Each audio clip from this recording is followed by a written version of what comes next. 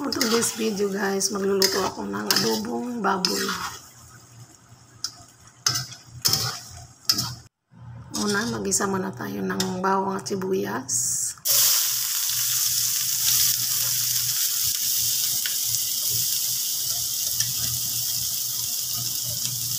Brown-brownin na natin.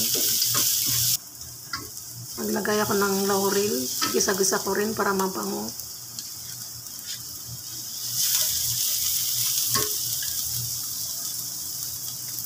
Isang kutsaritang paminta, isang kutsaritang brown sugar.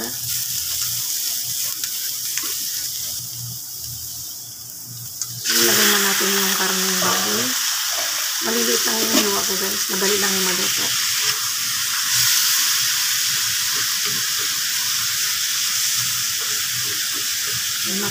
Brown na yung baboy. Lagyan natin ng toyo. Gamit ng toyo ay likumpi, master. 2 tablespoon yan. Then maglagay rin ako ng dark soy sauce.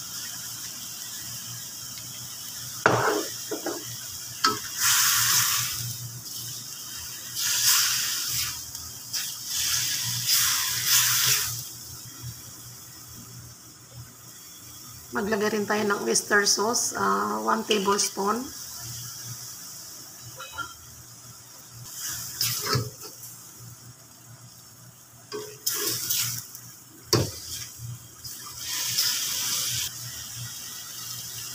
Maglagay tayo mainit na tubig.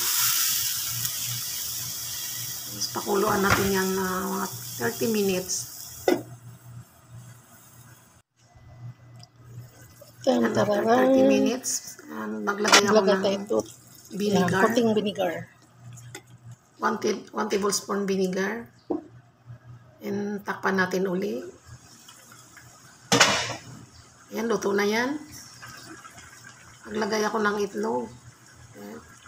5 piraso lang itlog ko kaya wala akong itlog. Malambot na yung karne kasi. Maglagay ako ng fresh sibuyas. Extra para mabango. Extra sarap. Pero kung wala naman, pwede naman. Optional lang yan. Dahon ng sibuyas, maglalagay rin ako. Optional din yun. Nasa inyo kung gusto nyo maglagay. Ako gusto kasi maglagay. Takpan natin mga 1 minute. 1 minute. Yan, halukayin natin yan. Halo-haluin natin. Yan, uga-ugain ko muna. Baka dumikit yung karne. Yan. Yan, luto na yan siya guys. Yan, thank you. Sa mga nanonood sa aking video, subscribers, viewers, thank you so much. Bye-bye.